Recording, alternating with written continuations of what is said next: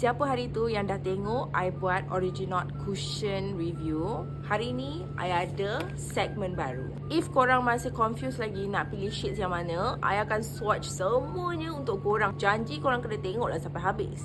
Gigih no, aku nak swatch satu-satu untuk korang. So dekat tangan I sekarang ni, I ada 6 jenis shades: fair, fair beige, light warm, light neutral, medium neutral, tan neutral. Sekarang kita nak test the oxidation of the Originaut Cushion Foundation. Yang ni kita dah test for about 3 hours ago sebelah fresh applied. Korang boleh nampak dia punya oxidization sangatlah bare minimum. I boleh kata dia punya level of oxidation lepas 3 jam tak adalah begitu ketara. Tapi I memang boleh puji tau, finishing dia sangatlah cantik. Dia bagi that kind of natural glow. Dia macam ada sedikit shining effect, tapi tak adalah berkilat sangat, macam which is like okay. So korang pergilah try Cushion Foundation The Originaut.